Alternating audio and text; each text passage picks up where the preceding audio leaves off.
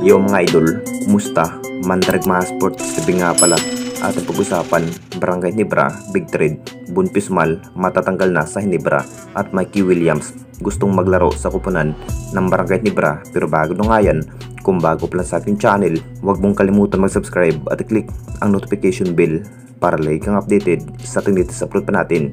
Pero ating talakayin, una natin pag-usapan.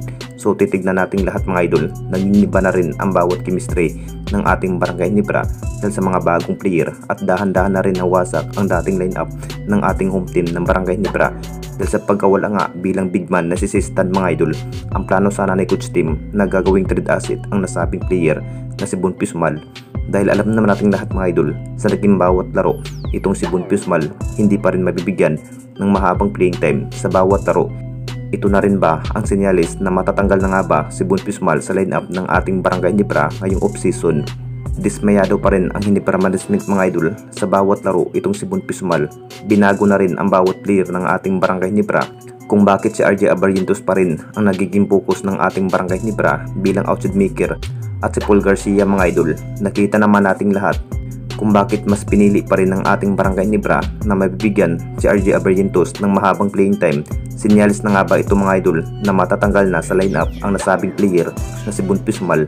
May pagkakataon na rin na hindi na talaga mabibigyan itong si Bonpismal na makapaglaro sa loob ng basketball court kung bakit mas mababa pa rin ang kanyang average sa kanyang kupunan ng Barangay Ginebra itong si Bonpismal. At dito na naman tayo sa isa pa nating balita. Mikey Williams gustong maglaro sa kupunan ng Barangay Ginebra. Alam naman nating lahat mga idol, maraming guard player pa rin ang kinuha ng ating Barangay Ginebra. Balak sana ng ating Barangay Ginebra kunin na nga ba ang veterans player ng TNT Tropang Giga na si Mikey Williams mga idol. Sa naging bawat appearance nga itong si Mikey Williams, masasabing kinakailangan pa rin ito ng Barangay Ginebra sa kanyang high skill at outside maker mga idol. Hindi pa rin basta-basta na makapaglaro si Mikey Williams sa ibang kupunan mga idol dahil may contract pa rin ito sa kupunan ng TNT Tropang Giga.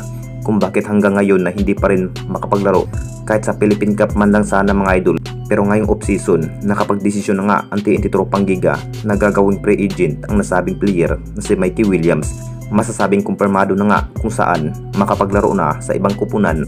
Ang plano sana ni Mikey Williams sa kupunan ng Barangay Ginebra na nga ito na gustong maglaro, pero mas malabo pa rin na kunin si Mikey Williams dahil may RJ Abarrientos na rin ang Barangay Ginebra. Sayang na sayang talaga ang pagkakataon na mapupunta sana si Mikey Williams sa kupunan ng Barangay Ginebra.